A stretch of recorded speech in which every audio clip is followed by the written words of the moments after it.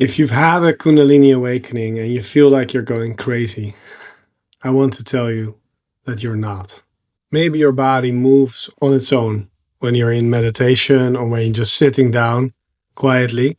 Maybe you can't work or rest or really switch off. Maybe your mind is really active. Maybe energy is coursing through the body, pulsing, bumping up against certain spaces. Maybe you're feeling certain energy knots in the body, or you're feeling certain openness or powers coming online. Your nervous system is way more open than usual, and you're actually receiving way more information than you would normally do in a conversation with somebody. Maybe you started to wonder if something is actually really wrong with you. Maybe you're questioning whether you should see a doctor or whether you're losing your mind.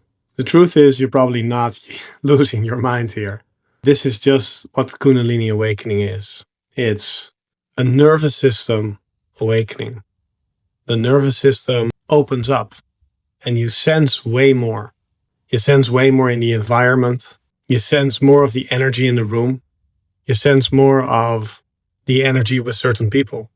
When you speak with people, you get more of their information. You notice more. I definitely had this 11 years ago when I had my Kundalini awakening.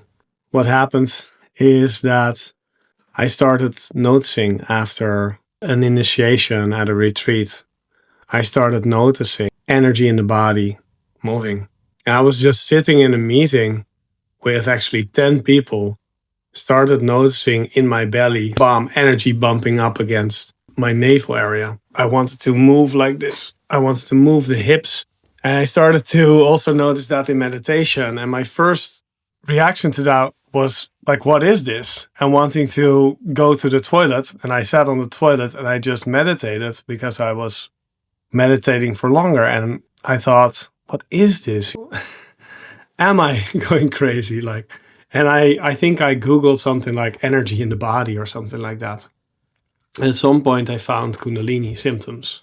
And what I didn't really notice was that I had been already really opened up, meaning I had been noticing more energy of other people. I had been more energetically open. I had been noticing more of my own limitations, my limiting beliefs, my thoughts and feelings that were coming up about my childhood, how I felt.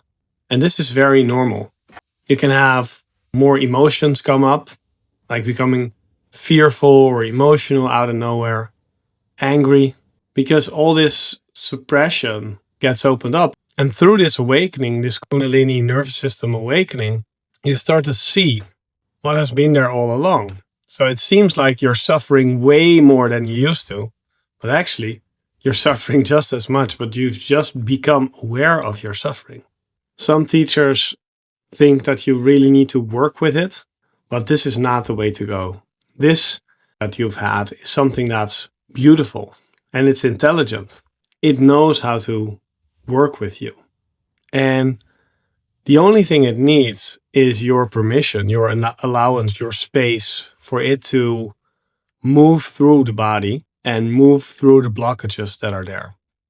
The more you, as sort of the ego or the person, want to work with it, the more obstruction or obstacles you actually create for it. So the best advice I have for you is you're not going crazy. This is what Kundalini awakening is.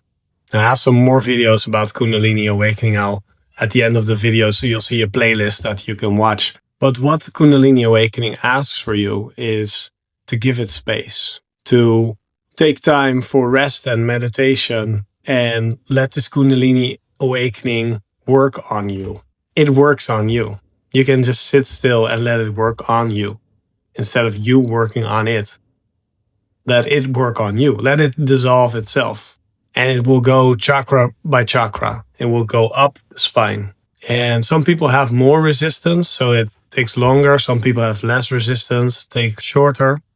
But it's coming up. It wants to free you of these energetic blockages. And it's a very intelligent, beautiful process that happens naturally.